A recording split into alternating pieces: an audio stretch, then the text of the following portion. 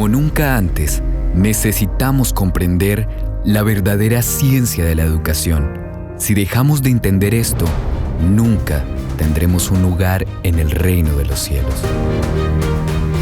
Por inquietante que pueda parecer, esta declaración nos invita a cuestionar lo alcanzado, lo conocido, lo así llamado aceptable en nuestro entorno. ¿Qué pasaría si lo que considero correcto no es así? Puede ser lógico, pero no por eso mostrar toda la cara de la verdad. O quizá exista un sistema educativo creado por aquel cuyo pensamiento no tiene comparación, por el Padre de las Luces. Desde la eternidad, el alto y sublime ideó un plan simétrico, ancho y profundo, para desarrollar todas las facultades de sus criaturas. En el caso de los seres humanos, este sistema tuvo su inicio desde la misma creación, el salón de clases, el jardín del Edén, Adán y Eva, los estudiantes, el libro de texto, la naturaleza y el maestro, el Dios creador. En el principio creó Dios los cielos y la tierra. La tierra estaba desordenada y vacía, y las tinieblas estaban sobre la faz del abismo. Y el Espíritu de Dios se movía sobre la faz de las aguas. Y dijo Dios: sea la luz, y fue la luz.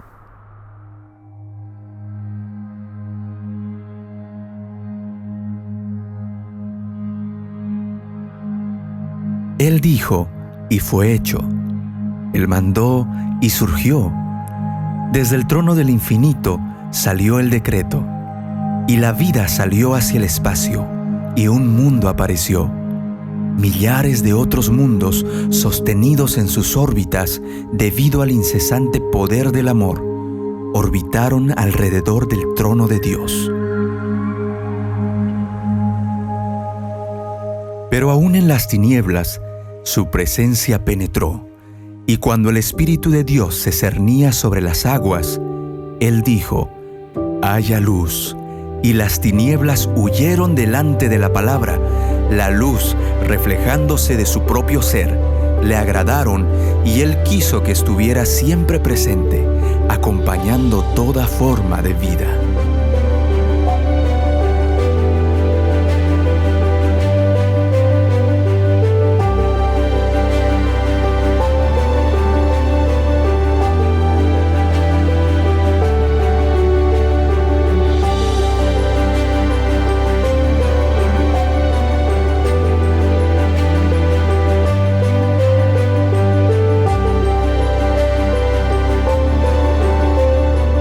Es importante que cualquier persona, especialmente los niños, y en el caso de Adán y Eva, como fueron recién creados, como niños tenían que aprender todo, no sabían nada.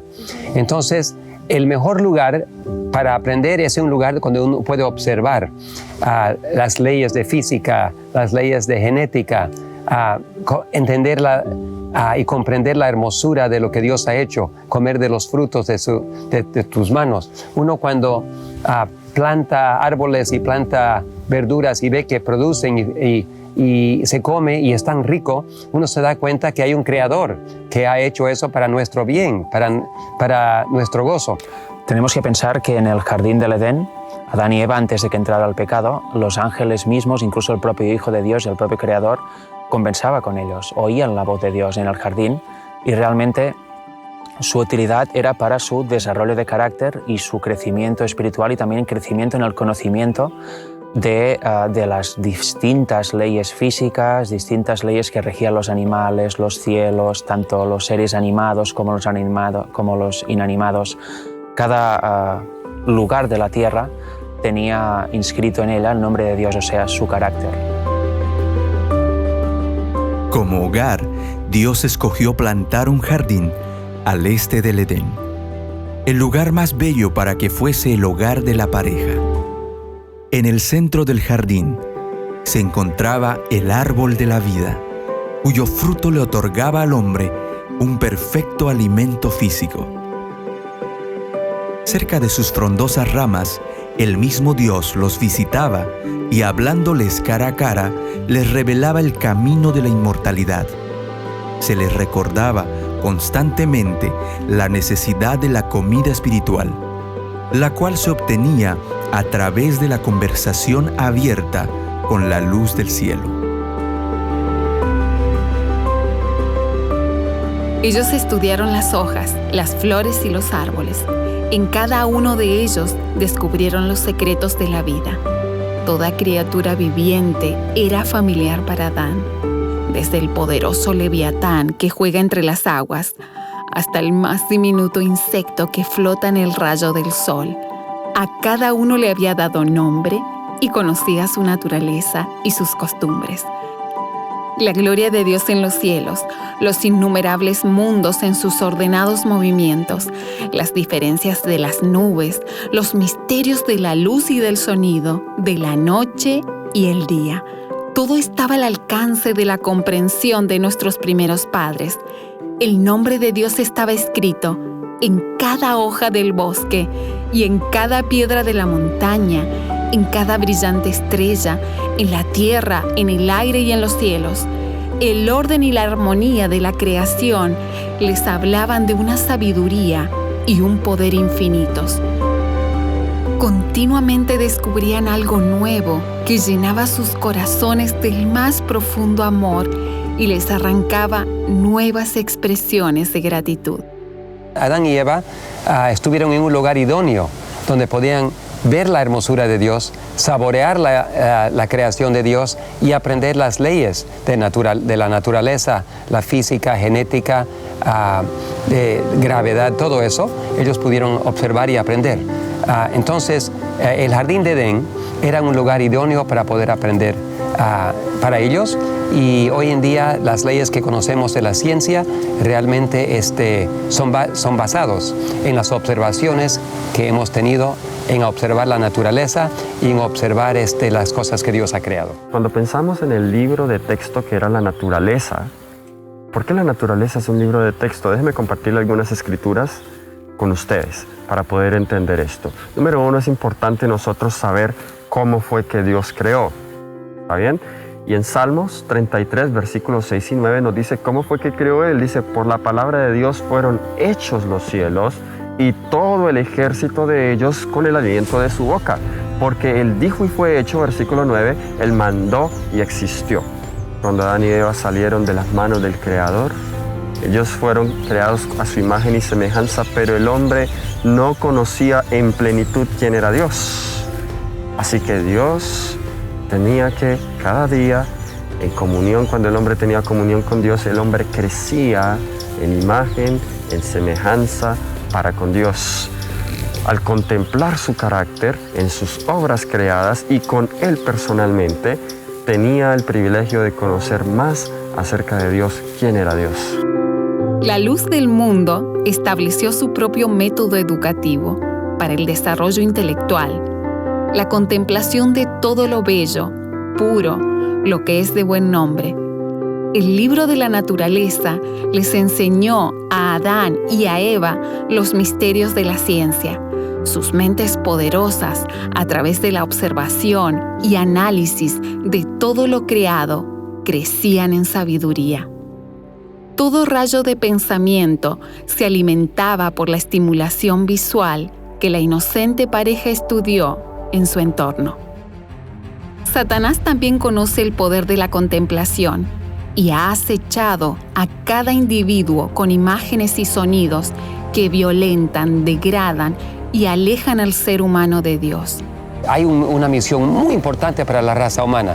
Tristemente, cuando Adán y Eva cayeron, ellos ya no pudieron hablar cara a cara con Dios, pero lo que supieron, pudieron comunicar mucho de eso a sus hijos, y aún así también con libre albedrío, un hijo aceptó y otro hijo no aceptó. Tuvieron más hijos e hijas, pero la raza humana se dividió en dos: los que siguieron a Dios y los que siguieron al mundo, podemos decir, ¿no? A sus inclinaciones pecaminosas. Cada vez que nosotros alimentamos nuestra mente, porque en nuestros pensamientos es cuando se comienza por ejemplo, de nuestros pensamientos nacen nuestros sentimientos nos llevan a nuestras acciones llevan a lo que a nuestros hábitos, y nuestros hábitos hacen nuestro carácter.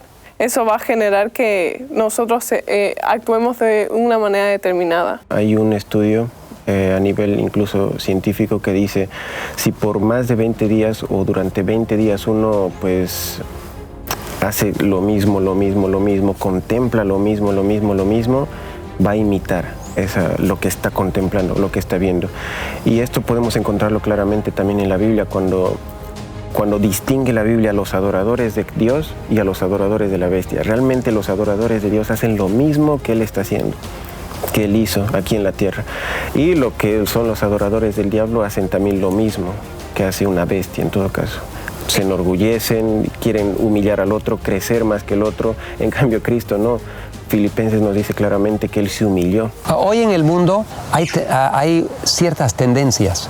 Hay tendencias para controlar las conciencias de las personas.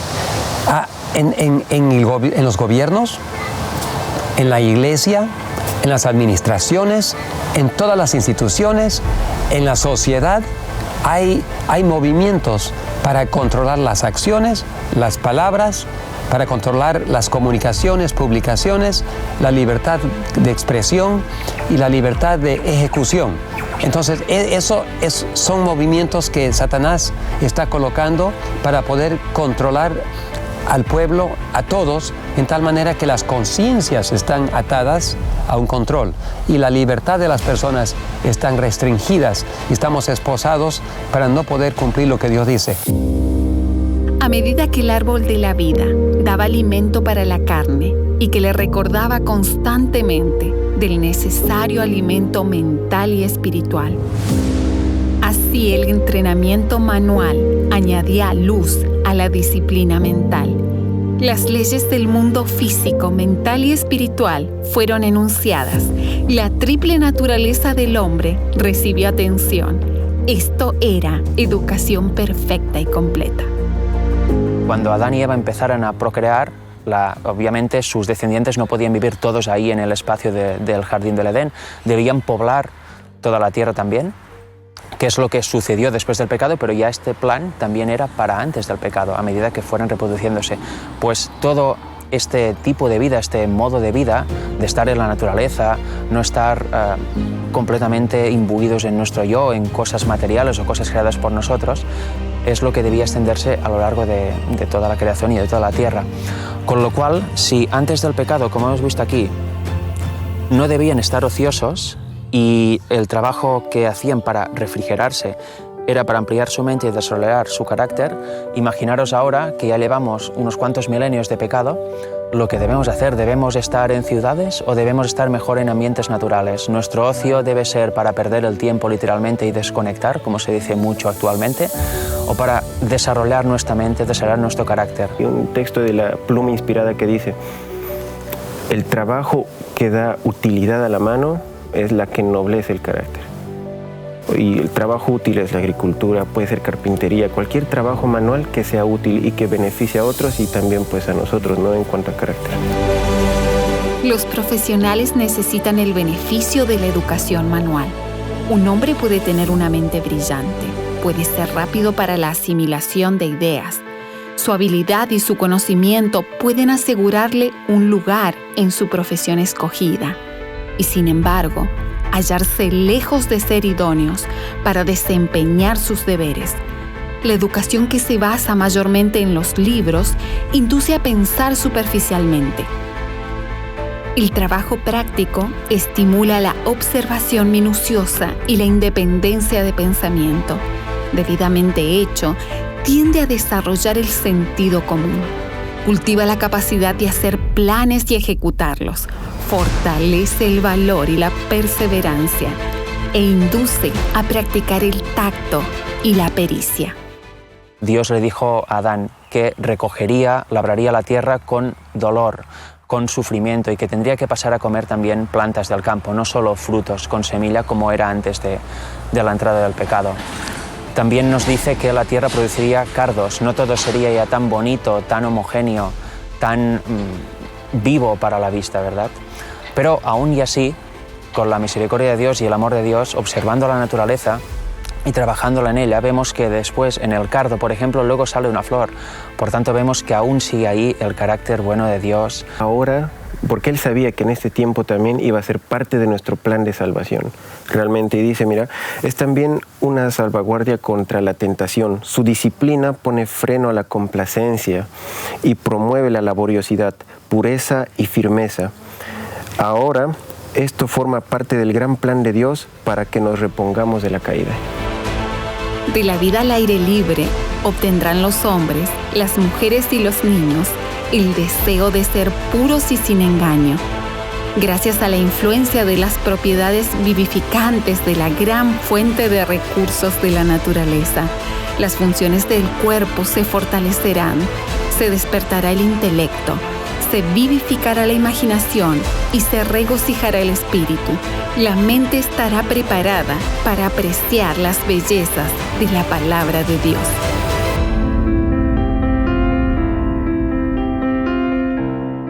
Tenemos una gran parábola que es la de la semilla en el campo. Una semilla cae en tierra fértil, otra al lado del camino, una entre zarzas, una sobre las rocas, etc.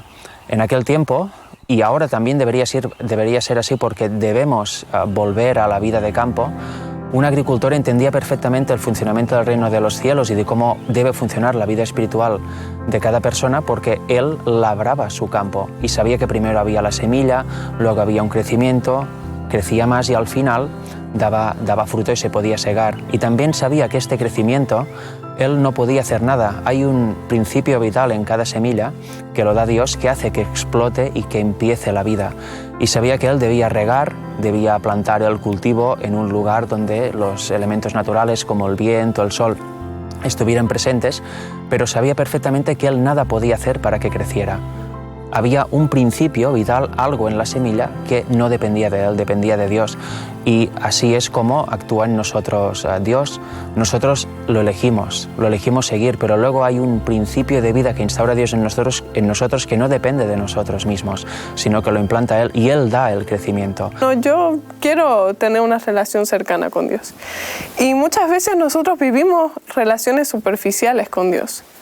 Y no nos dedicamos el 100% a Él. O sea, no decimos realmente, bueno, voy a tener una relación cercana. Y mientras uno va acercándose, y como dice ese versículo en 2 Corintios, mientras vamos viendo la gloria de Jesús, eso nos va transformando y nos va abriendo los ojos a otras cosas que nosotros no nos dábamos cuenta que eran malas. La belleza de la naturaleza por sí misma aparta el alma del pecado y de las atracciones mundanas y la lleva hacia la pureza, la paz y Dios. Por esta razón, el cultivo del suelo es un buen trabajo para los niños y jóvenes. Los pone en contacto directo con la naturaleza y el Dios de ella. Será especialmente valioso para los niños y los jóvenes nerviosos. Hay mucha salud y felicidad para ellos en el estudio de la naturaleza, y las impresiones hechas no se desvanecerán de su mente porque quedarán asociadas con objetos que están continuamente delante de sus ojos. En el mundo natural, Dios ha puesto en las manos de los hijos de los hombres la llave que ha de abrir el alfolí de su palabra. Lo invisible queda ilustrado por lo que se ve. La sabiduría divina, la verdad eterna y la gracia infinita se extienden por las cosas que Dios ha hecho. Dios ha hecho hermoso este mundo porque se deleita en nuestra felicidad.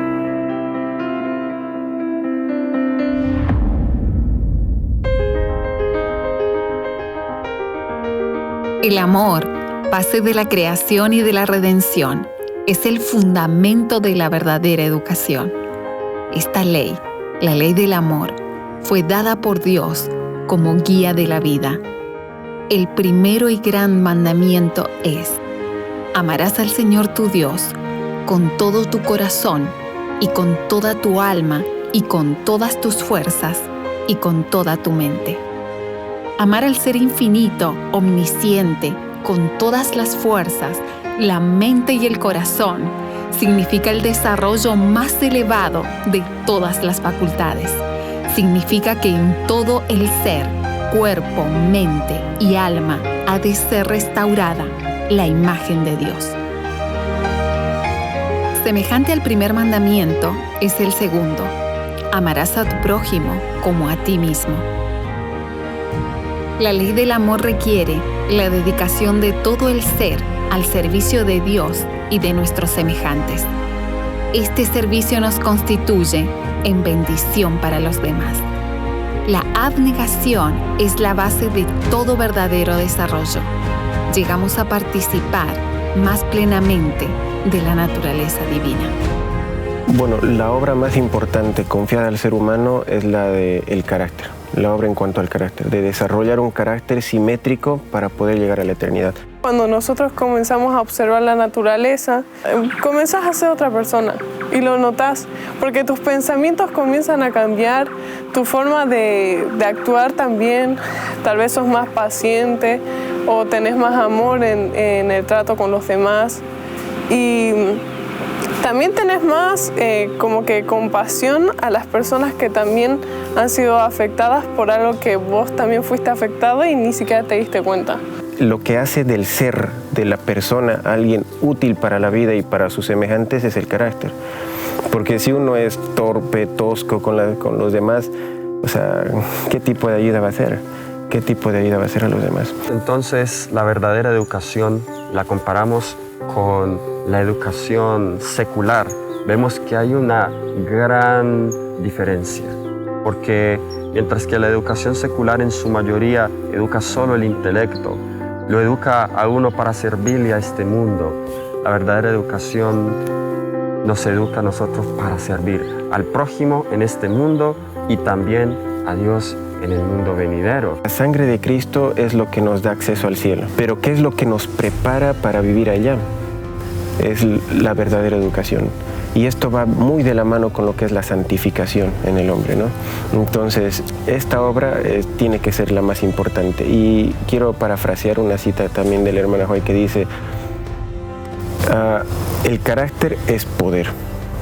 Y así como la verdadera educación imparte poder, quiere decir que nos imparte ese carácter que necesitamos para ir al cielo. La verdadera educación. Nadie que vive para sí percibe una genuina dicha. ¿Entiendes cuál es tu destino? La eterna felicidad. Este saber producirá hombres que sean amos y no esclavos de las circunstancias. Las pasiones no le dominarán. Coopera con el propósito divino. Despierta. ¿Puedes ver el ideal de Dios para ti? Tan elevado como el cielo, tan amplio como el universo. Una educación así no se puede completar en esta vida. Continuará en la venidera. Esta educación le asegura al estudiante de éxito su pasaporte de la escuela preparatoria de la tierra a la superior, la celestial. Hay que tomar una decisión. Hay que decidirse si vamos a trabajar para Dios o los hombres. Ya yo tomé mi decisión, no tengo que pensarlo dos veces. Yo trabajo para Dios y voy a hacer lo que Dios me dice, cueste lo que cueste, y la fuente, el creador de todos los recursos en el universo va a cuidar de mí.